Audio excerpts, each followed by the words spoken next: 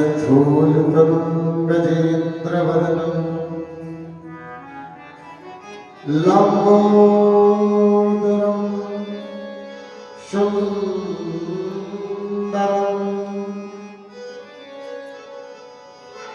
खड्गयस्थूलतरुं गजेन्द्रवदनं लम्बोदरं सुन्दरं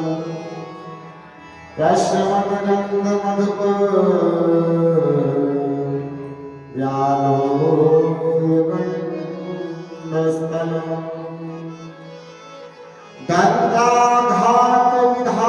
गन्धाघातविधारितायुधिरैः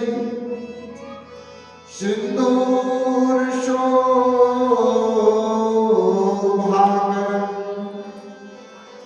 वन्दे शैलसुताशुतं गणपतिं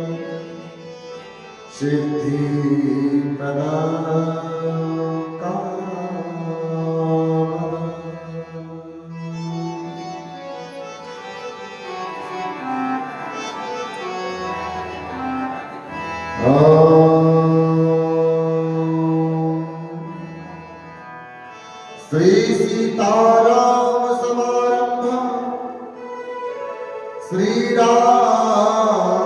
श्रीरामानंदाचार्य मध्यमाम् अस्मदाचार्य पर्यन्ताम् वन्दे श्री गुरु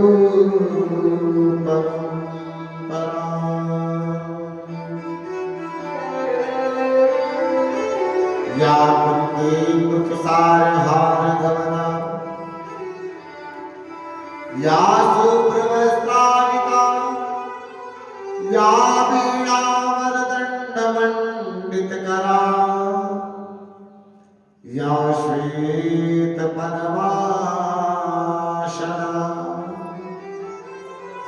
या ब्रह्माच्युतशङ्करं प्रभद्भिः देवैः सदा वन्दिता श्यामा मातु सरस्वती भगवती बुद्धिप्रदा शारदा।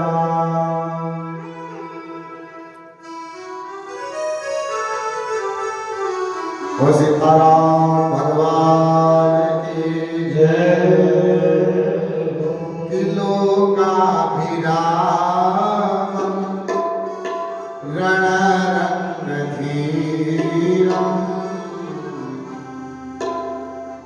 लोकाभिरामं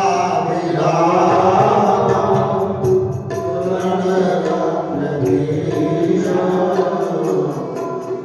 राजीवनेत्रं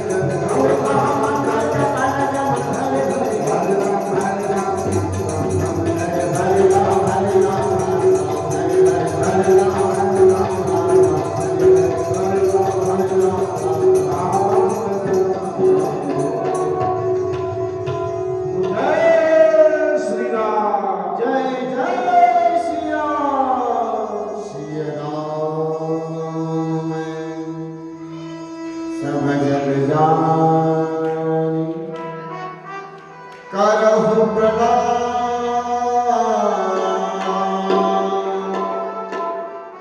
जोरी जोरी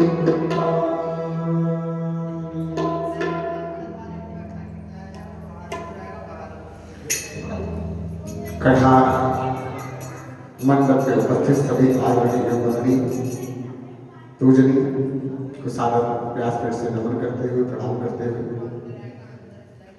जहाँ तक मेरी आवाज पहुंच रही है सभी माताओं बहनों भाई बंधुओं आप सबको भी इस व्यासपीठ से कोटि कोटि नमन करते हुए और जहाँ तक ये कथा का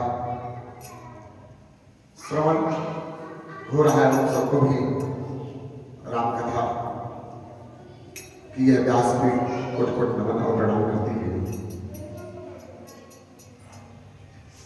भगवान श्री राम ने आकारण करुणा वरुणालय दीनबंधु सर्व सर्वेश्वर दीनानाथ के चरण कमलों को स्मरण करते हुए उनके चरणों के धूल को माथे लगाते हुए श्री बालाजी हनुमान जी महाराज के चरण कमलों में कोटि कोटि नमन करते हुए संत शिरोमणि श्री गोस्वामी तुलसीदास जी के चरण कमलों का ध्यान करते हुए श्री वाल्मीकि जी के पावन स्मरण और सुमरण पूजन करते हुए कथा के आज अष्टम दिवस में हम प्रवेश करने जा रहे हैं। भगवान राघवेंद्र सरकार की बड़ी कृपा है जो राघव ने ये 9 दिवसीय कथा में आज अष्टम दिवस में हम लोगों को प्रवेश करा रहे हैं और आज का यह पावन चैत्र जैसा कल हमने श्रवण किया भक्त जी किस प्रकार से अपने अनुज के प्रेम अपने भाई के प्रेम को से सराबोर होकर के उनको मनाने के लिए पहुंचते हैं।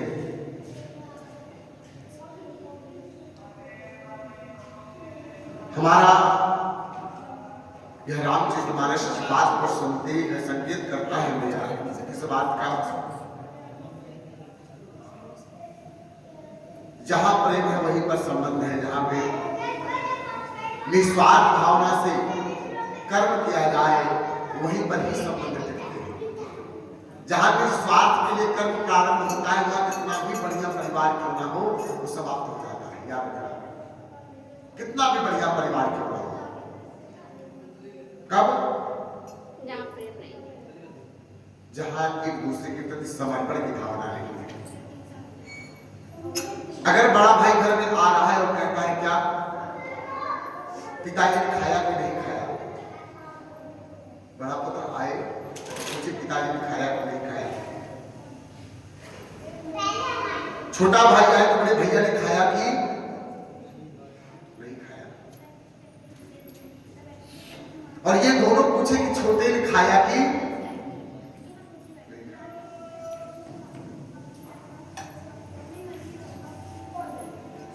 जब हम एक दूसरे के जीवन में ये प्रयास करें कि सामने वाले को कष्ट ना हो, कुछ हम ऐसा करें जिससे सामने वाले को कष्ट ना हो, जब ये भावनाओं से ओतप्रोत होकर के हम कर्म करेंगे जीवन में ना, विश्वास मान के चलिए हमारे जीवन में कभी भी कटुता आ ही नहीं सकती। कटुता का कारण क्या है? निज स्वार्थ से कर्म करना। जहां जब मनुष्य अपने आप को सुख पाने के लिए कर्म करने लग जाता है वहीं पर जीवन में कष्ट और व्याधियां विद्यमान हो जाती है।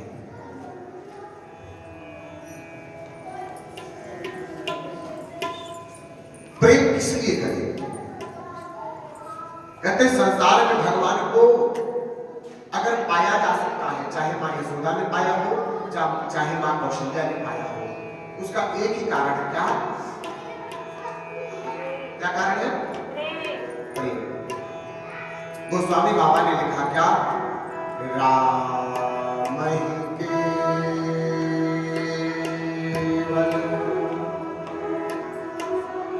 राम ही केवल राम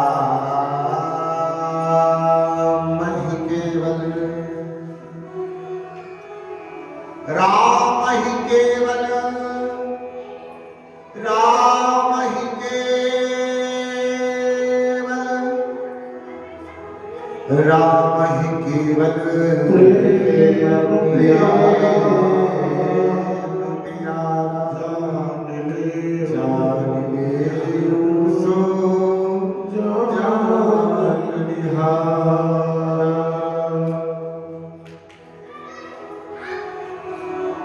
प्रेम क्या है? प्रेम वह अविरल धारा है। कौन सी धारा? अविरल, जो अपने धराए अपने पराये का भेद समाप्त करके। अरे जब आपके मन में कटता रहेगी प्रचार, तो आप संसार के लोगों से प्रेम कैसे करोगे?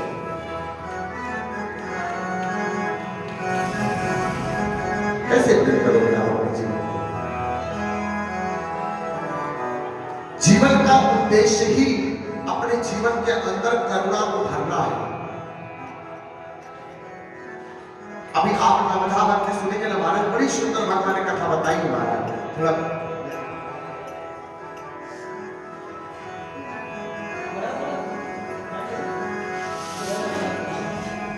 क्या है?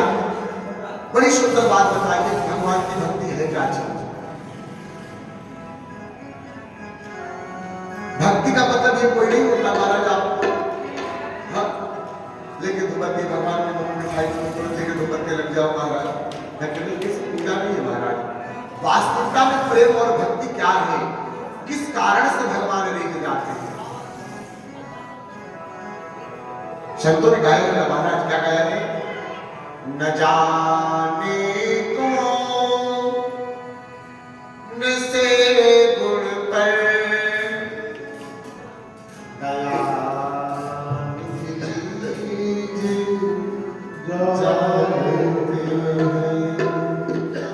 दया बस हमें अपने अंदर वो योग्यता पैदा करनी है, वो योग्यता लानी है। आप भगवान को ढूंढोगे तो नहीं मिलेंगे,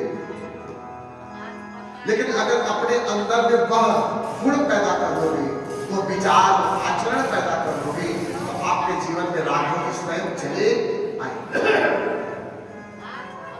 प्रेम जब अनंत हो गया तो रोम रोम संत हो गया। प्रेम जब अनंत हो गया रोम रोम संत हो गया। प्रेम जब अनंत हो गया, प्रेम जब अनंत हो गया रोम रोम संत हो गया।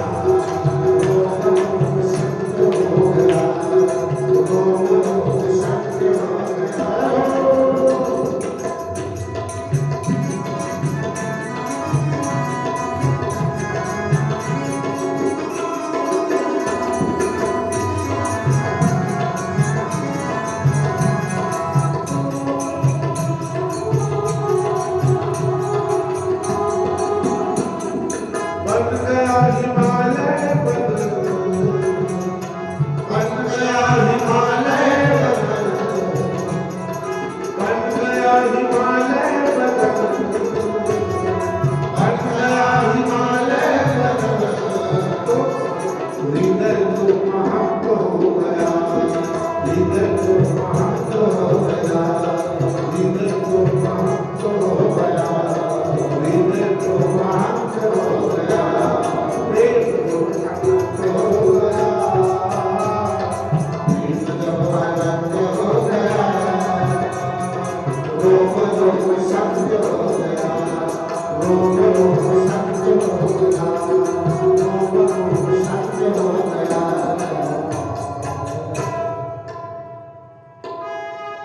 क्या हो जाएगा पूर्ण सुंदर भजन क्या बोल रहा है आप समझिए भाव को।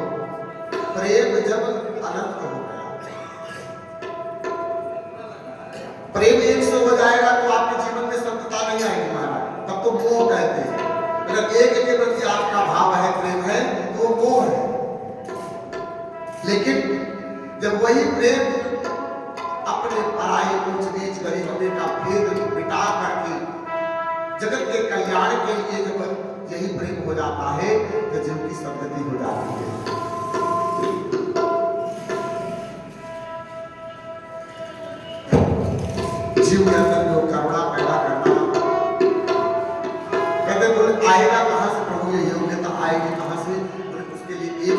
क्या? राम सुमिरन, राम सुमिरन,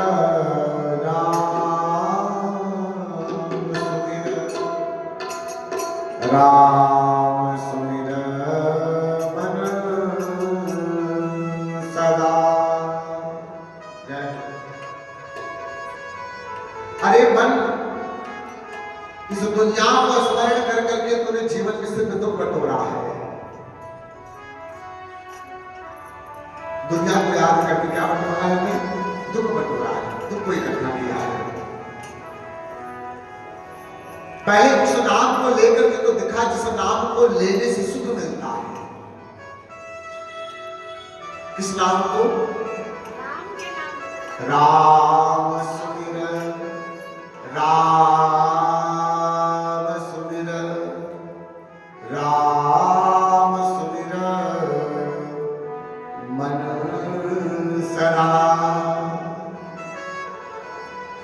जिन्होंने तेरे को जीवन में दुख दिया, जिसने तुम्हें सताया, उसको तुम बार बार याद करते हो तुम। फलाने को हमारे साथ बहुत निकलाई करे नहीं, हाँ कहते हो नहीं? उस फलाने व्यक्ति ने, उस व्यक्ति ने हमारे साथ अच्छा बहुत याद करते हो महाराज, लेकिन जिन्होंने अच्छा किया कितनी बार याद किया है? बोलो ना, कितनी बार उसका स्मरण आता है? रामचरितमानस कह रहे हैं, गोस्वामी बाबा कह रहे हैं कि जीवन में उसको याद करो जो तुम्हारे साथ अच्छा किया। बोले क्यों? मां, जीवन में उसको स्मरण करने से क्या होगा? जीवन में बुरी कटु समय को याद करने से जीव के अंदर में कटुता बढ़ती है, और सदकर्म को स्मरण करने से जीव के अंदर, मनुष्य के अंदर में, जीव के अंदर में योग्यता की वृद्धि होती है। किसकी वृद्धि? योग्यता की वृद्धि होती है।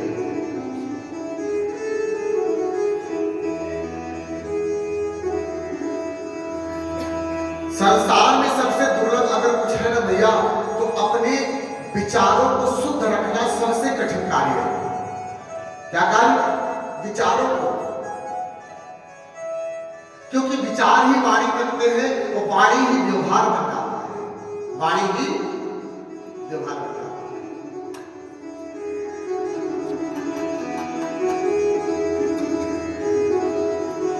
जिसमें हमारे विचारों में आराम आ जाते हैं, विचारों में आ जाते हैं राम, जीव को स्वतः आराम मिलना प्रारंभ हो जाता है, जीव को स्वतः सुख मिलना शुरू हो जाता है। आज संसार में दो विकल्पों में जीव लड़ रहा है महाराज। किसके चक्कर में? माया और ब्रह्म के चक्कर में, माया और भगवान के चक्कर में। माया कहती है मैं ही सब कुछ हूं, और ब्रह्म कहता है मैं ही सब कुछ हूं। हाँ? माया और ब्रह्म। माया कौन है? इस संसार के घर, परिवार, कुटुंब, व्यापार, ये सब क्या है? माया। हमें ये देख के लगता है यही सब कुछ है, यही पाने के बाद हमें लगता है जीवन में कुछ पाना नहीं है, लेकिन हकीकत में वो पाने के बाद हमारी तृष्णा समाप्त हो नहीं रही है। ये हपस की खोपड़ी भगवान ने दी महाराज। किसकी? 4 पाते थे तब भी वही तृष्णा थी, 40 पाले तब भी उतनी तृष्णा है, 4000 पाने लगे तब भी वही तृष्णा है, 4 लाख नहीं 4 करोड़ भी पाएंगे ना महाराज, ये तृष्णा समाप्त होने वाली नहीं है, समाप्त होने वाली नहीं। हम करें क्या? गोस्वामी तुलसीदास जी ने एक ही बात कही है, क्या? एक भरोसा एक मन, एक भरोसा एक मन, एक आस विश्वास,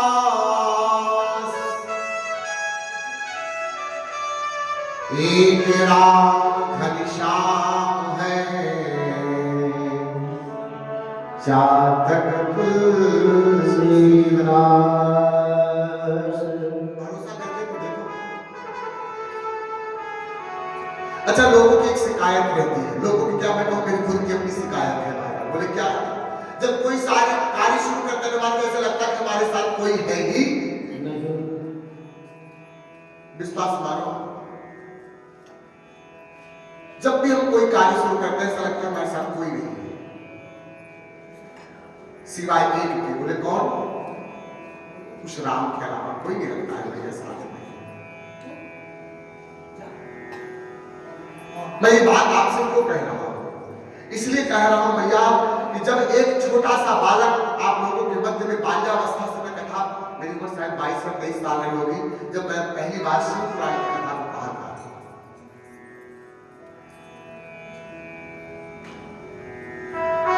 आज भी इतनी बड़ी कथा हो रही है भैया, भगवान के प्रसाद से, कृपा से हो रही है। आप विश्वास मान के चलिए, मैं किसी के दरवाजे पे नहीं गया कि मुझे 10 रुपए आप दीजिए, किसी के पास में कोई पर्ची मैंने नहीं काटा। हाँ, निमंत्रण देकर के जरूर आया। अपराधों की कथा में आई, भगवान की कथा में आई। अरे भैया, मैंने धन इकट्ठा कर लिया बहुत सारा, लेकिन उस धन से जब हमारा और आपका कल्याण ही नहीं होगा तो ऐसे धन को उपार्जित करने का क्या लाभ है? बताइए ना।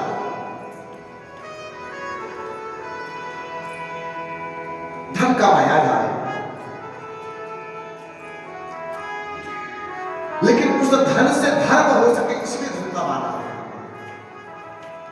जिस धन को कमाने से अधर्म होना प्रारंभ हो जाए, जिस धन को कमाने से पुत्र परिवार कुटुंब में कलेश उत्पन्न हो जाए, अपना ही परिवार जिस धन का उपयोग न कर पाए, ऐसे धन को कमाना व्यर्थ है।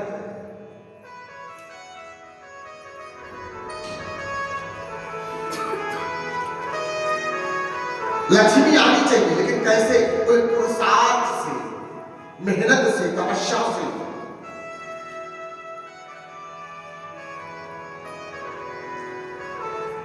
हम तो उस जीवन को धन्य मानते हैं भैया जो अपने जीवन में पुरुषार्थ से खुद का भी कल्याण कर रहा है और संसार के कल्याण के लिए भी, संसार के कल्याण के प्रति भी कर्म कर रहा है।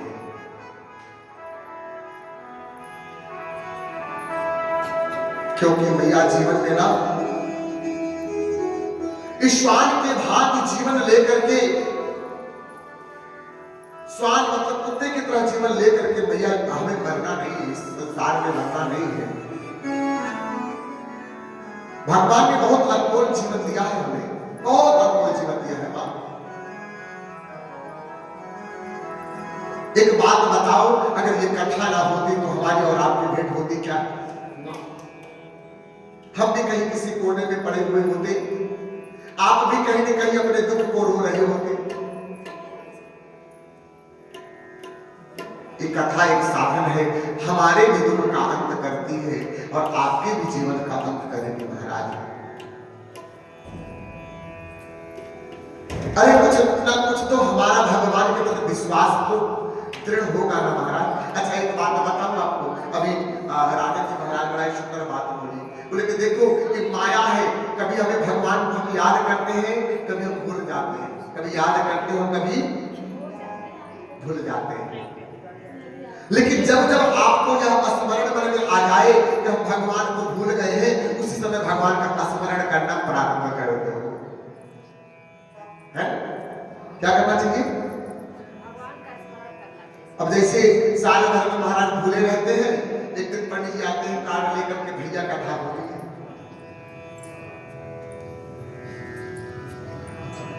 क्या जरूरत है मुझे भैया कथा करने की? आप विश्वास मान के चलिए, आप लोगों के आशीर्वाद और कृपा से भगवान इतना धन देते हैं कि महीने के हम बैठ करके हम घर में एक काम ना करें तब भी हमारे महीने भर का खर्च हमें मिल जाएगा। इतना ईश्वर ने कृपा किया है और आप लोगों के मध्य में है और इतनी बात आप जानते हैं।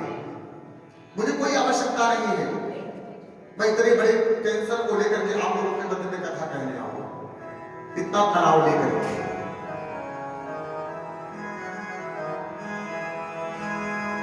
अभी तो जिस जैसे जैसे आप लोगों को प्राप्त कृपा होगी, आशीर्वाद होगा, मेरे जीवन का ये कभी लक्ष्य भी नहीं रहा है कि मैं जीवन में बहुत सारा धन कमा करके अपने पास महल अटारी बनाऊं। देखो अभी मेरा उद्देश्य बड़ा छोटा रहा। अभी तक आपको मध्य में मैं तो कथा प्रवक्ता भी अपने आप को नहीं मानता, क्योंकि मैं तो भगवान की कथा के लालसा लेकर के मानस पीठ पे बैठा था। भैया मैं मंडावली पहली बार जब कथा में गया, वहां देखा सब बड़े सुंदर सुंदर काम कर रहे, कोई संगीत बजा रहा है, कोई तबला बजा रहा है, कोई पंडित की पूजा करा रहे हैं। मैंने देखा इनमें से तो मैं कुछ भी नहीं बन सकता, मैं तो गाना भी आता नहीं मेरे को, मैं तबला वाला भी नहीं बजा सकता, मैं बहुत बड़ा विद्यालय में गुरुकुल में पढ़ा भी नहीं हूँ कि मैं बहुत बड़ा कथा मतलब कि संस्कृत का वादन कर सकता। बस एक चीज मेरे को बहुत अच्छी लग रही वहां पे, मालूम है क्या? भगवान का गुण गाना, क्योंकि बाल्यावस्था में भगवान की कथाओं को श्रवण करते करते पढ़ते पढ़ते मन में भाव आया कि कहीं ऐसा मिल जाए कि भगवान की कथा अनंत रूप से गा सके, अविरत रूप से गा सके उसकी कथा। कहते विचारों की वो धारा व्यवहार में आ गई, विचारों की वो धारा व्यवहार में आ गई, और जब व्यवहार में वो आई तो आज आप लोगों के मध्य में कथा के रूप में प्रवाहित होने लग गई।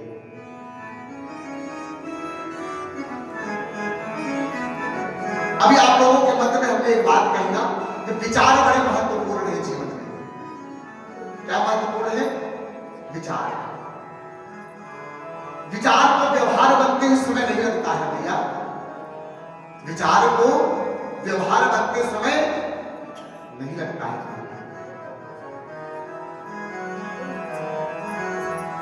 यही तो जीवन है भैया, और ये अंतिम श्रेणी नहीं है भैया, ये चलने की प्रथम श्रेणी हो सकती है, अंतिम श्रेणी नहीं है।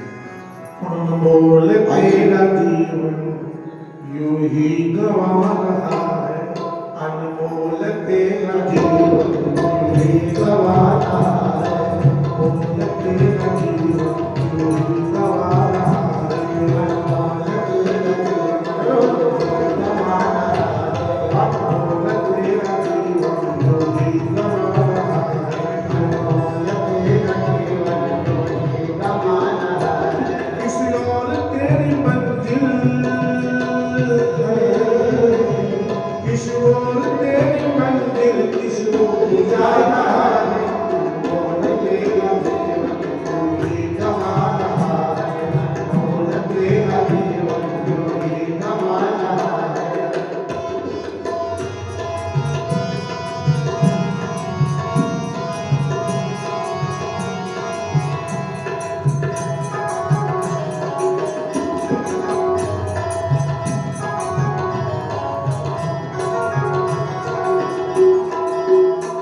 जाएगा जब यहाँ से कोई न साथ देगा, जाएगा जब यहाँ से कोई न साथ देगा, जाएगा जब यहाँ से कोई न साथ देगा, जाएगा जब यहाँ से कोई न साथ देगा, उस हाथ जो दिया है उस हाथ जाके लेगा, उस हाथ जो दिया है उस हाथ से लेगा, कर्मों की है ये खेती भगवा रहा है, कर्मों की है ये खेती भगवा रहा है। किशोर तेरी मंजिल किशोर तेरी मंजिल किशोर जा रहा है, और तेरा जीवन किशोर जा रहा है, तेरा जीवन यूं ही गवा रहा है, अनमोल तेरा जीवन यूं ही गवा रहा है। सपनों की नींद में ही ये रात ढल जाए, सपनों की नींद में ही रात ढल जाए, पल भर का क्या भरोसा कहीं जान निकल जाए, पल भर का क्या भरोसा कहीं जान निकल जाए, पल भर का क्या भरोसा कहीं जान निकल जाए। गिनती की है ये सांस यूं ही लुटा रहा है, गिनती की है ये सांस यूं ही लुटा रहा है, किस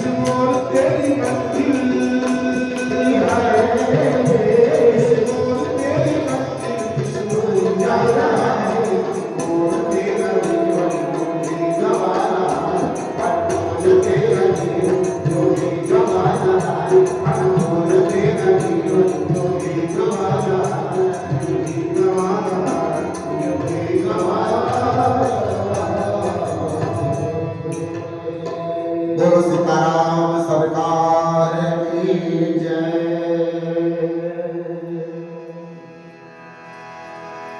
राम जी वन का गमन किए हैं, किसके लिए? संतों के लिए। अगर राम ना बन जाते तो इतने लोगों के ऊपर जो कृपा हुई प्रभु की कैसे होती, बताइए ना। सही बात। इस राघव की कृपा हुई है ना, ये कृपा के लिए ही प्रभु समझो वन की यात्रा कर रहे हैं। मां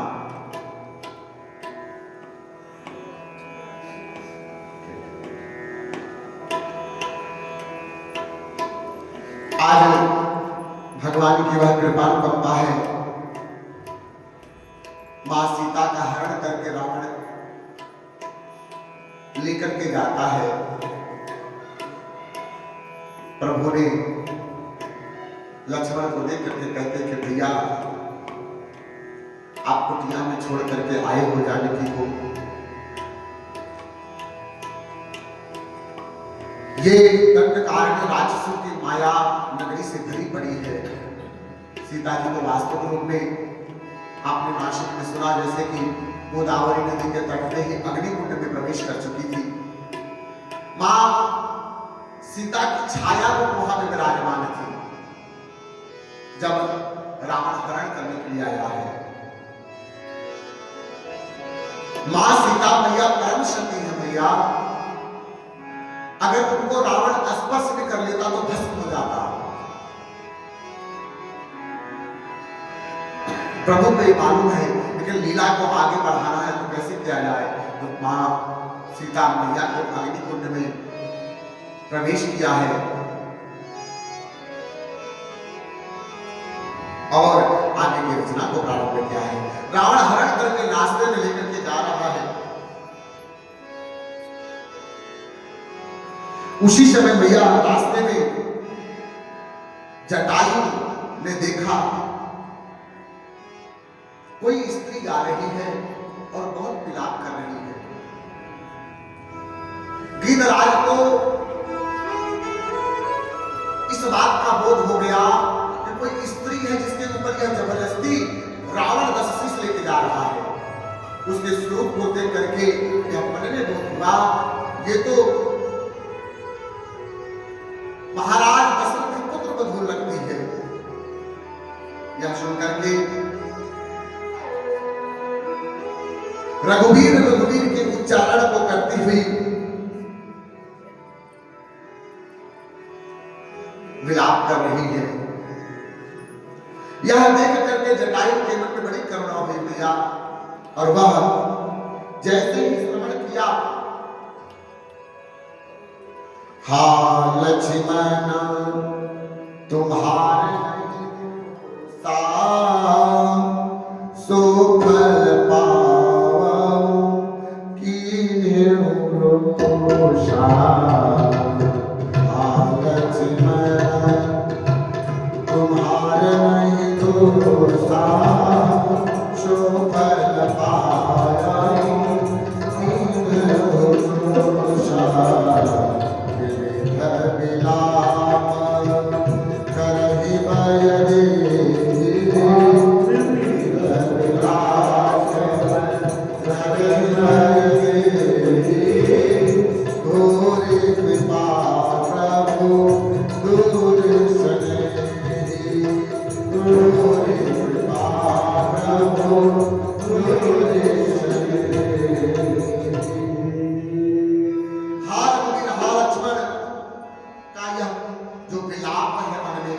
श्रवण किया है गीधराज ने, समझ गया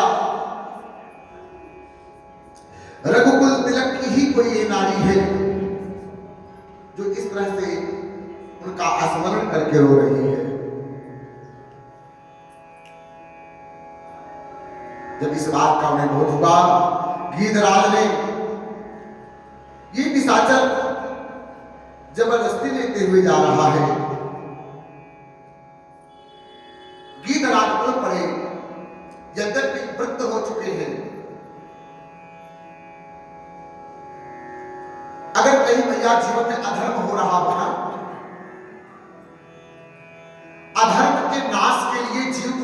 दूसरा रंग। हम लोग बार बार कहते हैं धर्म की जय हो, अधर्म का नाश हो। अधर्म क्या है? धर्म और अधर्म को समझिए।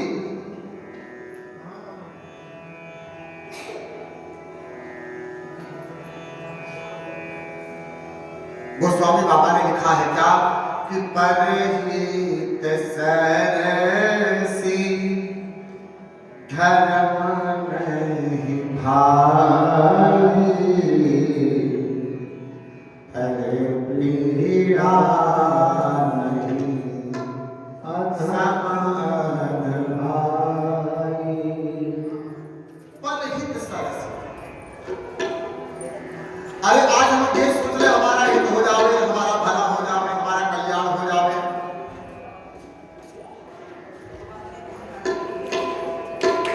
हमारे हित की भावना को रखते अगर हम कर्म करेंगे तो ये धर्म नहीं है भैया।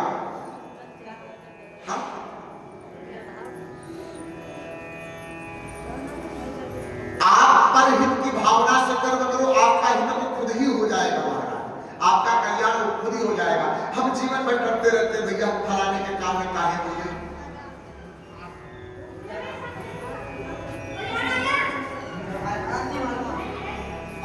जहां अधर्म हो रहा हो वहां पे अपने वाणी को बुलंद करना परम आवश्यक है। महाराज कहते हैं कि अधर्म करने वाला उतना दोषी नहीं होता है जितना अधर्म को देख करके चुप रहने वाला दोषी होता है। श्रीमद् भागवत कथा में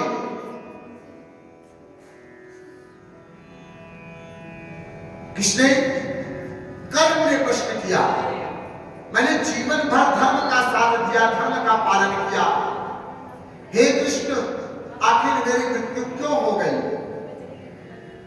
मेरी मृत्यु का कारण क्या है? मुझे आपने ऐसा क्यों मारा? तब भगवान कृष्ण समझाते हैं कि कर्ण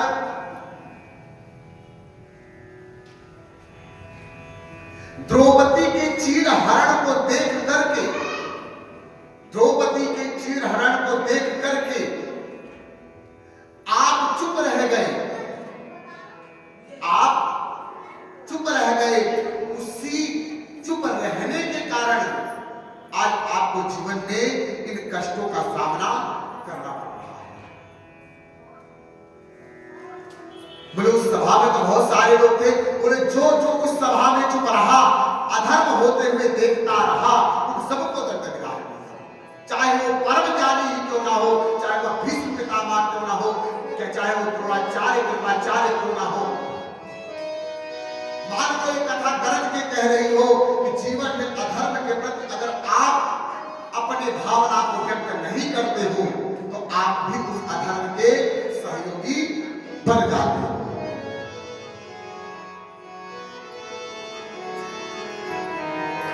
बात समझ आ रही है? हाँ,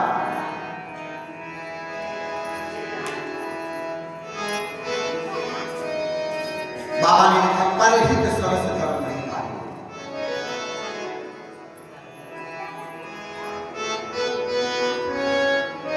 जीवन में जब धर्म समाप्त होता है, जीवन में जब आपके विचार का व्यवहार समाप्त हो जाता है,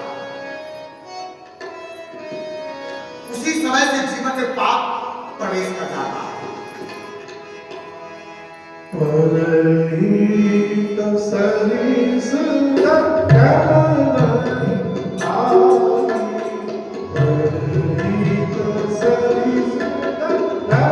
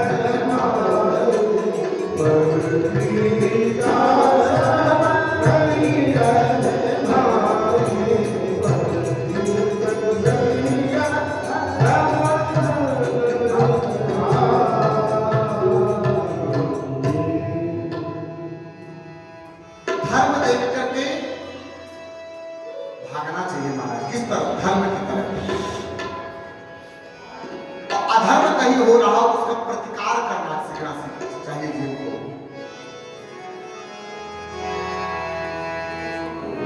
तो राघवेंद्र सरकार की जैसे इसने किया कीदराज जटायु ने जीवन में इसी मंत्र का स्मरण किया है।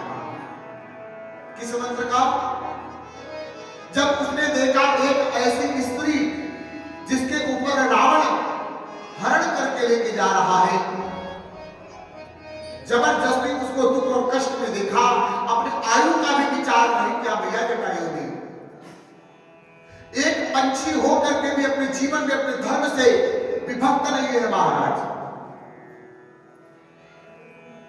उड़ पड़ा महाराज, कहने लगा कि पुत्री, जब तक मेरे प्राण में प्राण है, जब तक मेरे इन पंखों में सामर्थ्य है, मैं विश्वास दिलाता हूं रावण को एक कदम भी आगे लेकर जाने नहीं दूंगा।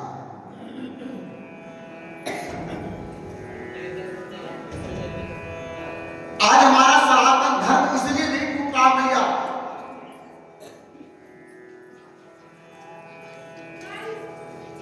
कि सनातन में लोगों की कमी है। सनातन में लोग इसलिए छूट जा रहे हैं महाराज, आज अपने धर्म के साथ कदम से कदम मिलाकर चलने वाले लोग नहीं। अरे भैया, अगर दो दो कदम सब मिलके चलेगा महाराज, तो 10 लोग मिल जाए तो 20 कदम हो जाते हैं। 20 से 50 हो जाए तो कदम ताल साल शुरू हो जाता है। और जब यही संख्या हजारों में बदलती है ना महाराज, तो ना जाने क्या क्या हो सकता है। हमने कई वर्षों तक आह्वान किया कि भाई आप लोगों के मध्य में भागवत कथा आप लोग जानते कि ऐसा नहीं जानते कि हम कोई धन पाए उसको गलत मार्ग में, नशा पत्ती में, गलत मार्ग में, कुआचरण में, गलत व्यवहार में आपके धन को बर्बाद कर देंगे। आप लोग अच्छे से जानते हो ऐसा कार्य कभी करेंगे भी नहीं, क्योंकि आप लोगों के मध्य में कथा कहना है, फिर धर्म के पताका को आगे लेकर के बढ़ना है। हमें सुदृढ़ होकर के इस समाज में आना पड़ेगा। हमारे कुछ माताओं ने हमारी बात का अनुसरण किया, अब ज्यादा लोग तो नहीं हो पाए, लेकिन कुछ लोग जरूर आए। जैसे हमारी यजमाई ने 10-10 रुपया मैंने बोला था निकालो, महीने का 300 हुआ, साल भर का 3600 रुपया। 3600 रुपए के हिसाब से अगर 10 आदमी भी खड़े हो जाते हैं पूर्ण रूप से, तब भी भैया 36,000 रुपए हो जाता है। अगर इतनी भी 10 लोग भी हमें मिल जाए, हम किसी भी यज्ञ को करवाने के लिए सामर्थ्यवान हो जाते हैं। आप विश्वास मानो, इतने लोगों को भीड़ में हमें 10 लोग भी अभी मिल नहीं पाते।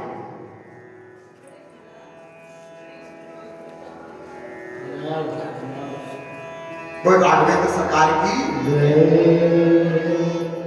मेरी कोई ऐसी इच्छा अपेक्षा नहीं महाराज की कोई आप धर्मोपार्जन की व्यवस्था बनाई जाए, लेकिन धर्मोपार्जन की व्यवस्था बने लोगों में, जीवन में, हम सबके जीवन में, मेरे भी जीवन में। मैं कहता हूं परम सौभाग्य है भैया जीवन का। मैं कभी कभी भैया ना जब वीडियो देखते हो फोन में, देखते होंगे आप लोग, उसमें देखो लोग भक्त आयोजन करवाते हैं, संगीतकार बुलाते हैं, लोगों को बुलाते हैं, बड़े आनंद से झूम करके उसका उत्सव मनाते हैं कि जीवन में भगवान को बुलाया जाए, गोविंद को बुलाया जाए, ऐसी व्यवस्था बनाई जाए ताकि लोग उमंग से व्यवस्थाओं को आनंद ले सके। अरे इसी मानव हम कोई बहुत बड़े करोड़पति नहीं बनेंगे जब हमारे पास ऐसा समय आएगा, ऐसे बैठ के जीवन का आनंद ले पाएंगे, अपने कमाए हुए धन का आनंद ले पाएंगे। कैसा आनंद? राघव के चरणों में लग करके, उनके भजन को सुन करके, उनके भाव को सुन करके हम जीवन में आनंदित हो सके। हमारे लिए कोई स्पेशल मंडप नहीं बनेगा महाराज, हम लोगों के बीच में ही लोग खड़े होकर के इस कार्य को करवाएंगे।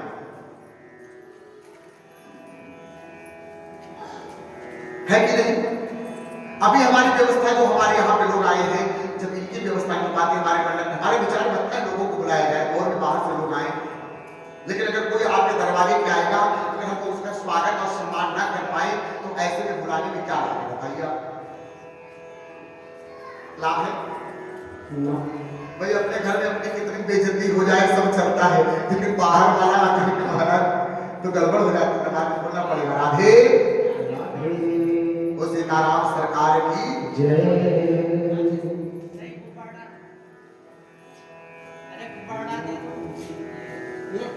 जीवन में, हम सबके जीवन में आनंद परमानंद आए, वह कृपा आए। और कृपा कैसे आएगी? आप इकट्ठे अगर जीवन में सोचोगे हमें कृपा आ जाएगी, तो आने वाली समय ही समय। हमने तो जीवन में एक चीज जाना है, रोज पुण्य करो, थोड़ा थोड़ा करो, थोड़ा थोड़ा पुण्य करना है, ज्यादा नहीं भागना है। क्योंकि ज्यादा भागोगे तो थक जाओगे, ज्यादा भागोगे सांस फूलने लग जाएगी। लेकिन जीवन में जब थोड़ा थोड़ा इकट्ठा हमें जब हम 3600 रुपये देना पड़ जाए या कोई व्यवस्था करना पड़ जाए तो थोड़ा भारी लगेगा भैया। लेकिन वही समय समय थोड़ा थोड़ा किया जाए तो भारी लगेगा? नहीं भारी लगेगा ना। यही तो जीवन का आनंद है भैया।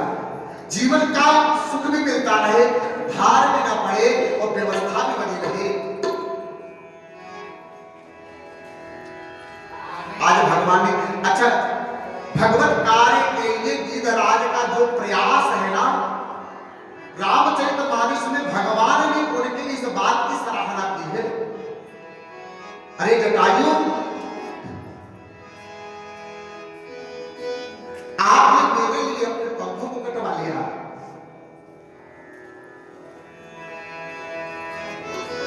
मन में बार बार अपने पंखों को उड़ा करके महाराज रावण से युद्ध करने लगा। रावण ने कहा, आया भी तो मुझसे युद्ध करने कौन? पंछी। अपने चंद्रहास को निकालता है और निकाल करके काटे से पंख पराग खगधरी सुविध राम करी अद्भुत करे।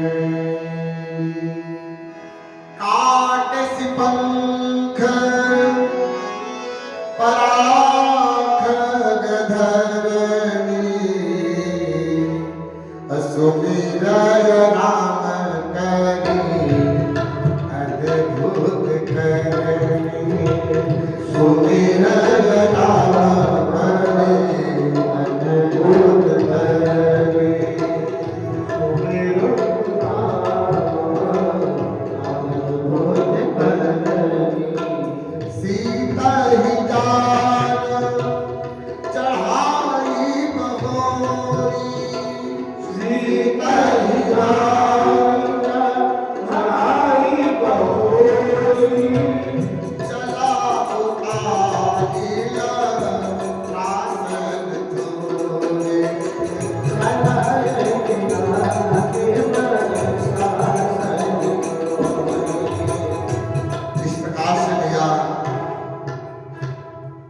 वह घायल होकर गिर पड़ा।